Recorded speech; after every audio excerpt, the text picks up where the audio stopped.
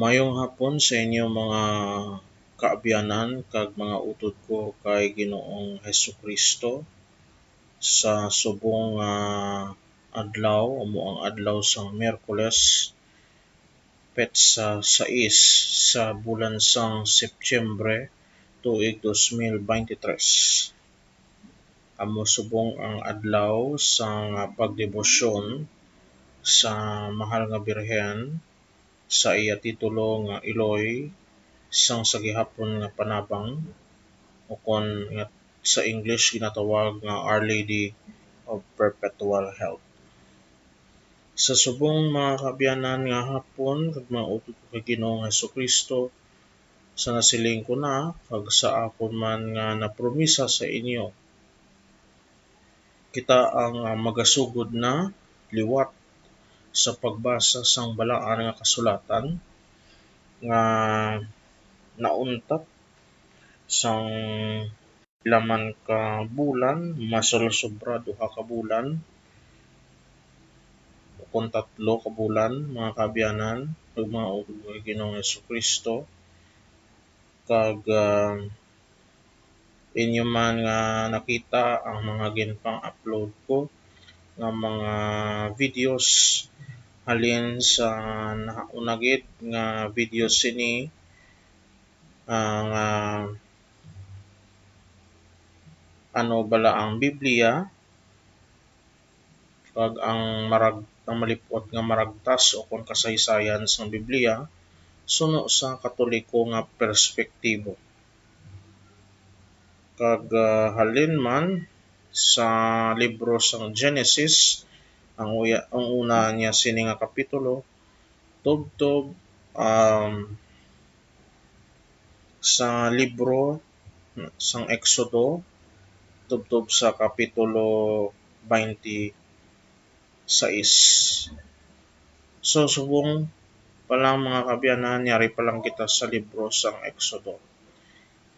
Kag una gid sa tanan nagapanamyaw gid ako sa inyo sa aton mga kauturan kag mga utod ko kay Ginoong Hesukristo nga nagalantaw o nagapamati subong sa aton live streaming kag kung kamo man ang nagalantaw diri sa aton nga YouTube channel nga amo ang Hiligaynon Catholic Bible Reading. Kag diri man sa aton nga Facebook page naton nga ang Pulong sang Dios / Hiligaynon Catholic Bible Reading.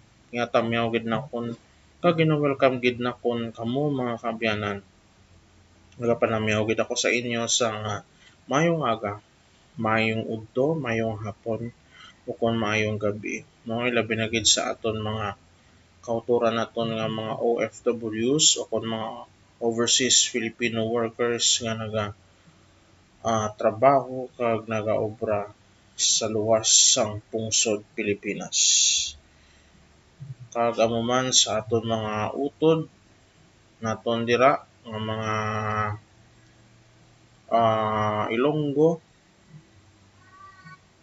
hindi lang diri sa syudad kag probinsya sang Iloilo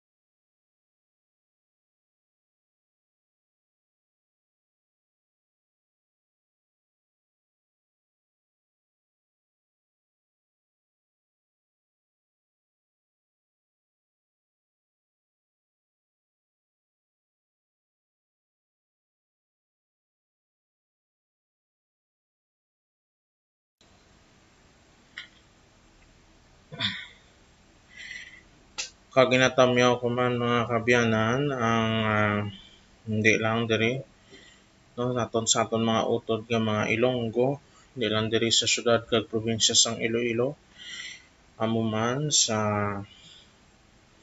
dira sa probinsya sang Antique, sa probinsya sang Aklan, sa syudad sang Rojas kag sa probinsya sang Capiz, kag amo man sa probinsya sang Guimaras, sa syudad sang Bacolod kag Negros Occidental, kag amo man dira sa syudad sang Coronadal, kag sa mga probinsya sang South Cotabato, Sultan Kudarat, kag sa mga kauturan naton nga nagapamati kag nagalantaw subong sa aton nga programa sa subong adlaw bisan diin man nga bahin sang Pilipinas kag sang bilog nga kalibutan. Kag ako ang inyong mga inalagad subong adlaw amo si ako sa gihapon si admin ninyo ang hatag sa inyo kag updanan ako sa pagbasa naton sang balaan nga kasulatan sa subong adlaw sa aton diri nga programa nga amo ang Hiligaynon Catholic Bible Reading. Hindi na naton pagpatugayon pa kag kung kamo ang wala pa naka-like o kung naka-subscribe sa aton nga Facebook kag YouTube channel, palihog lang pindot sang like kung ikaw ang nagapamati subong sa aton nga Facebook page. Kung mas ang subscribe kung ikaw ang nagapamati man subong sa aton nga YouTube channel. Sugodan naton ini mga kaabyanan sa isa ka malip-ot nga pagpangamuyo.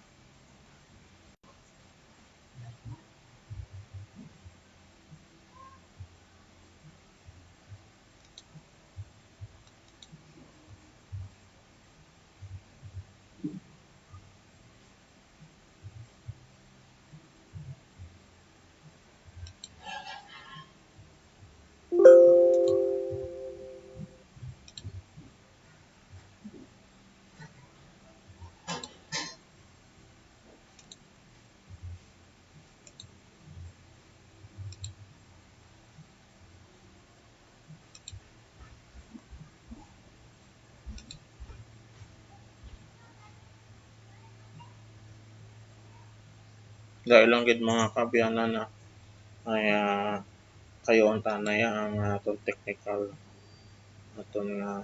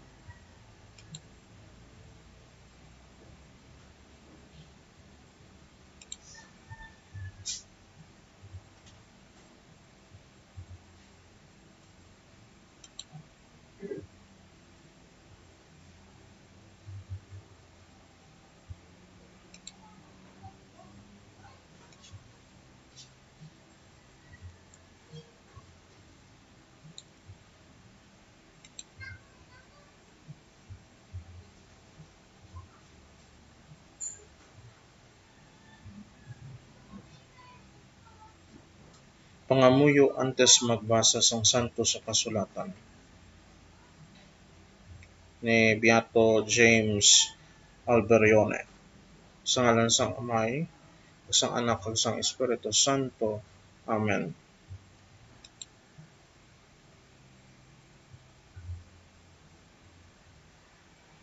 Ginoong Hesukristo, amon agalon, ikaw ang dalan, kamatuoran kag ang kabuhi. itugot nga makatuon man kami sang imo kaalam.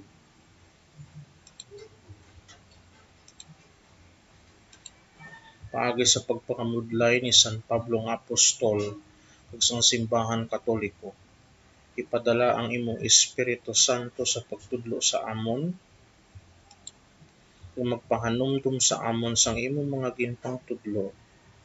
Amen. Sa ngalan sang Amay, sa Anak, sa Espiritu Santo. Amen. Amoy adto ang aton nga malipot nga pagpangamuyo mga kaabyanan. Kaya langit mga kaabyanan ha. Basi matingala kamo itom dira no. Kaya langit kay panon naton.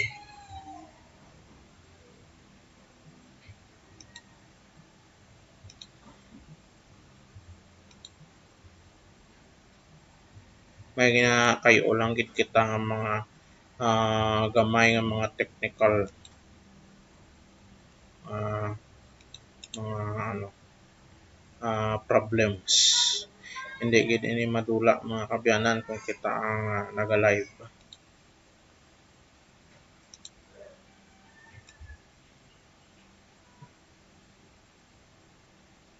Okay? So yari na kita mga kabyanan sa aton nga uh,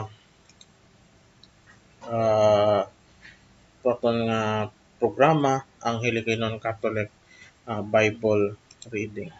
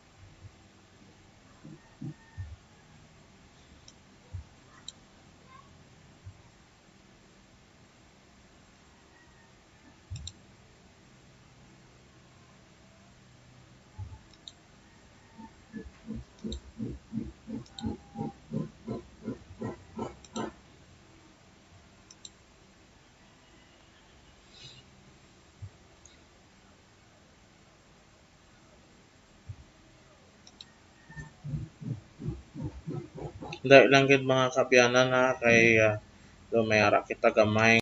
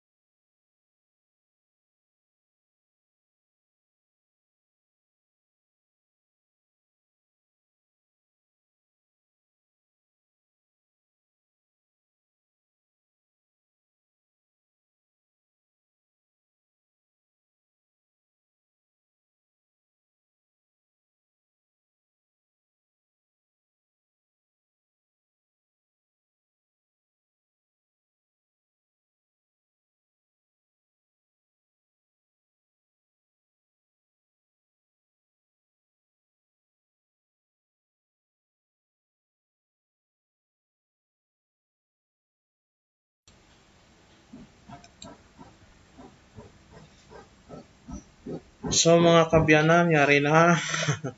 Wala pasensya gid mga kabyanan ha, kag mga utod ko kay Ginoong Jesucristo. May gamay lang gid kita nga mga technical difficulties sa subong hapon nga ini, no? So yari na ang aton nga pagbasa sa balaan nga kasulatan. Yari na kita sa Exodo kapitulo 27, no?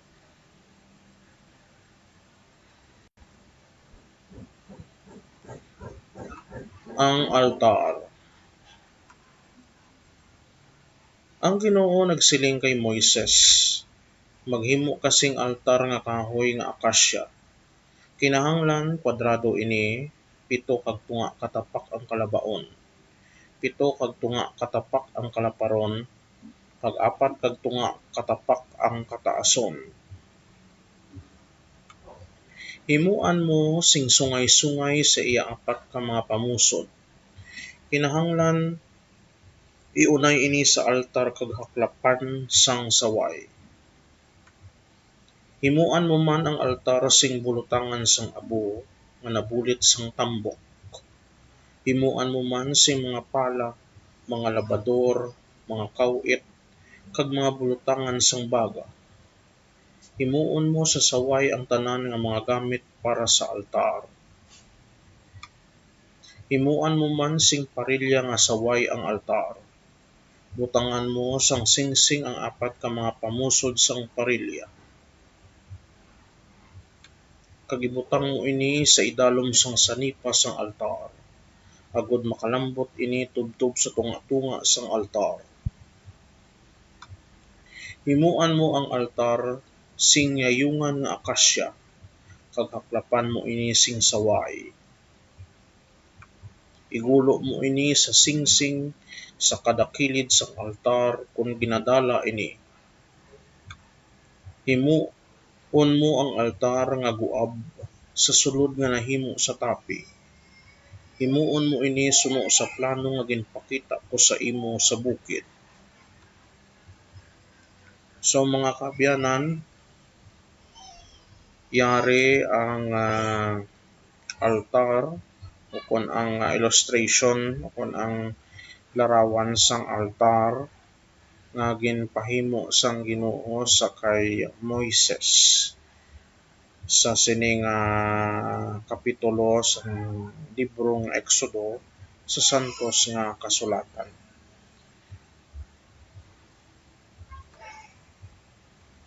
Ang bungbong sa sulod sang tolda. Ang Ginoo nagsiling kay Moises, maghimo kasing bungbong sa sulod sang tolda. Sa nabagatnan nga bahin ang ibungbong mga kortina nga mapino nga nagakunot-kunot nga lino. 50 kayarda ang kalabaon sa isa ka kilid. Nga ginatukod sang 20 ka mga haligi nga saway. Pag ini may 20 man ka mga sadsaran nga saway. Kag ang mga haligi may mga kawit kag pikit nga pilak. Subong man sa naaminhan nga bahin, ang kurtina may 50 kayarda ang kalabaon. Nga ginatukuran sang 20 ka mga haligi nga saway. Pag ini may 20 man ka mga sadsaran nga saway. Ang mga haligi may mga kawit kag pikit nga pilak. Ang kasangkaron sang kurtina nga bungbong sa nakatundan nga bahin mangin 25 kayarda nga may 10 ka mga haligi kag 10 ka mga sadsaran. Sa nasidlangan nga bahin ang kasangkaron sang kurtina nga bungbong mangin 75 katapak. Ang kurtina sa isa ka kilid sang puwertahan mangin 7 kag tunga kayarda nga may 3 ka mga haligi kag 3 ka mga sadsaran. Kag sa pihak man nga kilid sang puwertahan ang kurtina mangin 7 kag tunga kayarda nga may 3 ka mga haligi kag 3 ka mga sadsaran. Sa may puwertahan ang kurtina 10 kayarda ang kalabaon nga nahimo sa dilanang nga asol, granate, pula kag mapino nga nagakunot-kunot nga lino nga nabordahan. Ginatukod ini sang apat ka mga haligi nga may apat ka mga sadsaran. Ang tanan nga mga haligi sa palibot sa mga bungbong may mga pikit nga pilak, kag ang ilang mga kawit pilak, kag ang ilang mga sadsaran saway. Ang nabungbungan nga duog 150 katapak ang kalabaon, 75 katapak ang kasangkaron, kag 7 kag tunga katapak ang kataason. Ang mga kurtina pagahimuon sa mapino kag nagakunot-kunot nga lino, kag ang mga sadsaran saway. Ang tanan nga galamiton sa tolda bisan ano ang ginagamitan, kag ang tanan nga mga palpal sang tolda sa duog nga nabungbungan pagahimuon sa saway. Ang pagtatap sang suga. Ang Ginoo nagsiling kay Moises, suguon mo ang mga Israelinhon nga dalhan nila ikaw sang pinakapuraw nga lana nga olibo para sa suga. Agud nga ang suga magasiga sing dayon. Si Aaron kag ang iyang mga kaanakan nga lalaki amo ang magabutang sini nga suga sa tolda sang akon presensya sa buwas nga kurtina sa atubangan sang malapad-lapad nga bato sang kasugtanan. Magapadayon ini sa pagsiga halin sa kasisidmon tubtob sa aga didto sa akon presensya. Ini nga sugo pagatumanon sing dayon sa mga Israelinhon kag sang ilang mga kaliwat.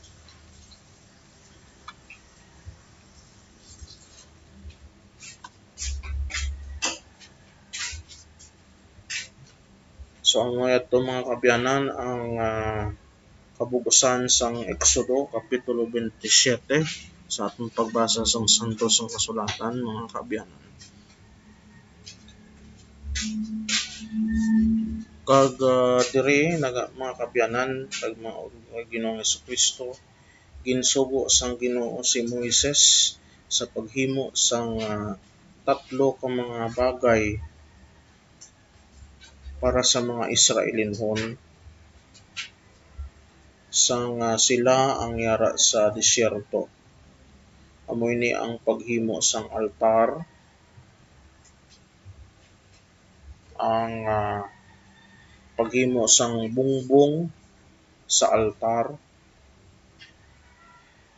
kung sa tolda nga teleponan, kag amo man ang pagtatap sang suga dito sa tolda nga teleponan.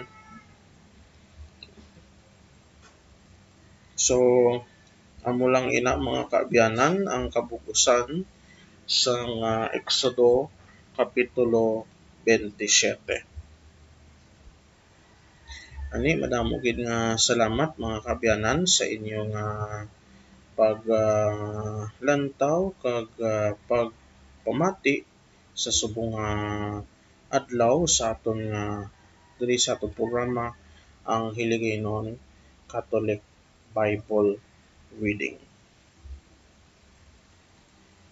Sa masunod mga kaabyanan nga siguro Miyerkules nga adlaw sa masunod naman nga semana ang ato naman nga pagabasahon ang Exodo Kapitulo 28. Mga kabyanan, ginhimo ko ini nga format no sa ining ginagamit ko is para mahapos kag maka-follow kamo samtang ginabasa ko siya para makabasa man kamo no kutob sa aton mga utodira nga wala sing Biblia kung sang santos ang kasulatan hinhimo ko ini ug nga maka-follow man kamo kag kung luyag nyo pwede nyo gid ini ma-replay no sa inyong mga cellphone no kung kamo ang gagamit sa cellphone o kung sa inyong mga laptop o computer kung kamo man ang nagagamit sina. Kag mga kabyanan, gusto ko lang gid nga ipalinton sa inyo nga ginamo ko ini nga format bangod nga para mabal-an ninyo kung diin ina siya makita sa Bible. And it doesn't mean nga ma-cherry picking verses na kita. Hindi na pwede.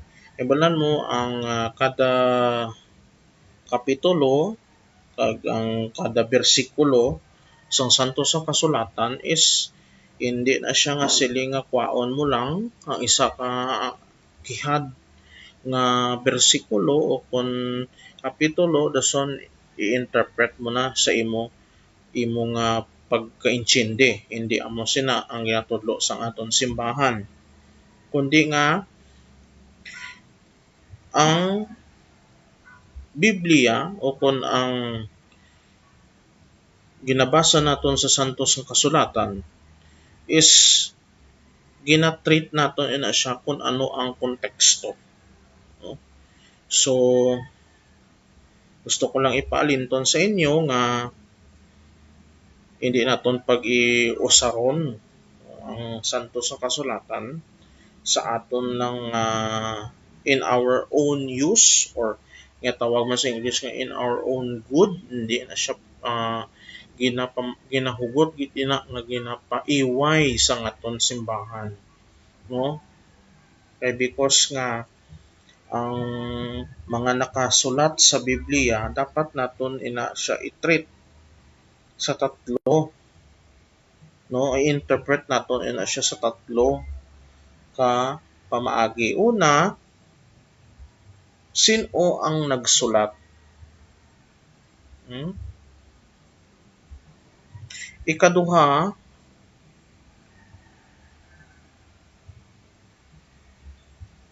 sa ano nga panahon o kung sitwasyon ini ginsulat?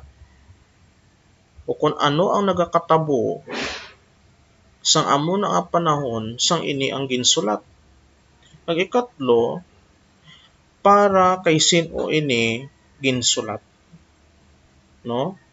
Mga kabyanan, amo na ang tatlo, liwaton ko, ang pag-interpret naton sa Biblia hindi lang nga in our own, no? Kay nagagwa na karon nga naga-ICGCs kita o kung naga-private interpretation kita karon, hindi na siya pwede. Gani nga ang aton simbahan naghatag sang tatlo ka mga standards o kung nga tawag nga mga pamaagi agud nga i-interpret naton ina siya. Una, sino ang nagsulat sang sina nga mga dinalan nga imo ginabasa sa santo sa kasulatan, ha? Kung ikaw ang nagabasa sini subong, no? Kag ang ikaduha, sa ano na nga panahon, ano nga tuig, ano nga tiyempo, kag ano ang sitwasyon kag ang nagakatabo sang sina ang ginsulat ang imo ginabasa sa santo sa kasulatan. Kag ang ikatlo, para kay sino ina ginsulat. No? Amo na siya ang pag-interpret naton, no? So, mostly mga kabyanan, ang daan nga kasugtanan o kung sa English pa, amo ang Old Testament, parte ina siya sa mga kanunuan naton, no? Halimbawa ni Moises, ni Abraham, ni Isaac, ni Jacob, ni Noe, no? And also sa mga Israelinhon, no? Ang bag-o nga kasugtanan o New Testament may ara na nga part nga ginapakilala ang aton Ginoong Hesukristo, kag may ara man nga part nga kung ano ang panghimo sang iyang mga apostoles, kag may ara man nga mga part nga mga sulat ni San Pablo nga ginsulat niya pero pwede ma-apply sa aton pagpangabuhi, no? So amo na siya ang mga background lang nga ginhatag ko sa inyo, mga kaabyanan kag mga utod ko kay Ginoong Hesukristo. Gani,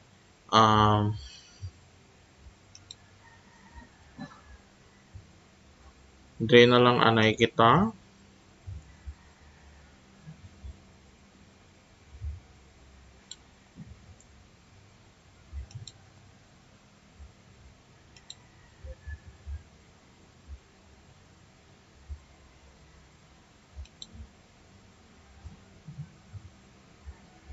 No? So salamat gid mga kaabyanan sa inyong pagpamati kag lantaw sa aton nga live. Sa aton nga programa subong ang Hiligaynon Catholic Bible Reading.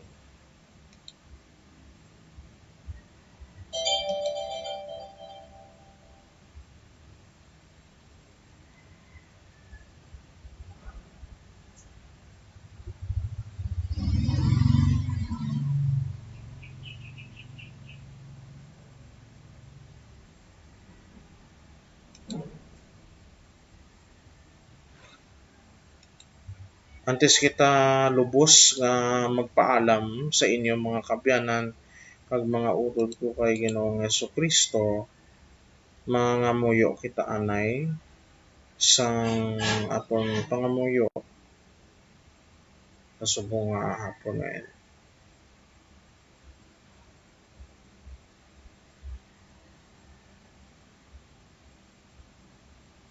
Dahil lang mga kabyanan na.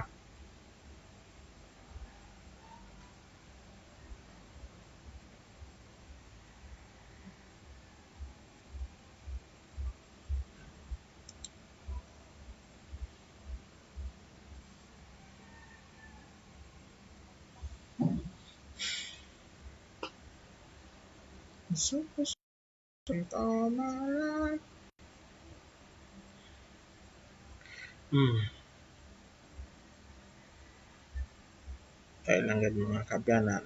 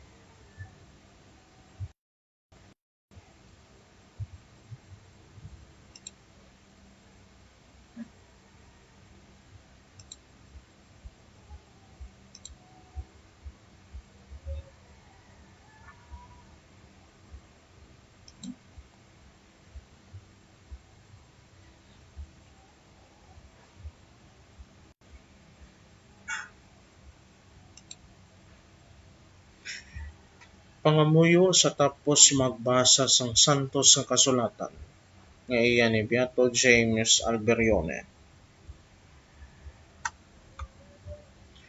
Sa ngalan sang Amay, sa Anak, sa Espiritu Santo. Amen. Ginoong Hesukristo, Diyos nun nga agalon, ikaw ang pulong sang kabuhi. Nagatuo ako, Ginoo sang kamatuoran. apang dugangi ang akong pagtuo. Ginahigugma ko ikaw o Ginoo sang dalan. Sa bug-os ko nga kusog, bangod nagmando ka sa amon, nga sundon ang imong mga sugo. Nagapamuyo ako sa imo o Ginoo sang kabuhi. Ginasimba ko ikaw, ginadayaw ko ikaw, ginapangabay ko ikaw, kag ginapasalamatan ko ikaw. Sa imo regalo nga amo ang santos nga kasulatan. Upod ni Maria, akong tandaan kag halungan ang imo pulong sa akong kaisipan kag pamalandungan sa akong tagipusoon. Jesus amon agalon, dalan, kamatuoran kag kabuhi, kaluoy kami. Sa ngalan sa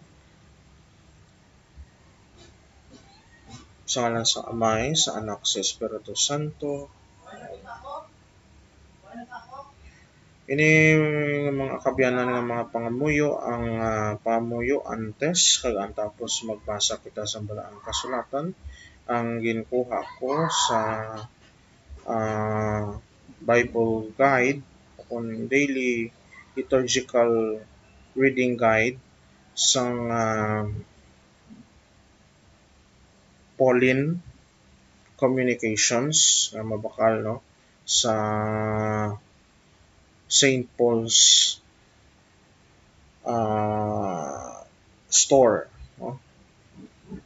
Gani madamo gid nga salamat mga kabyanan kag tubtob na lang kita diri aton nga pagpangalagad sa subong nga hapon.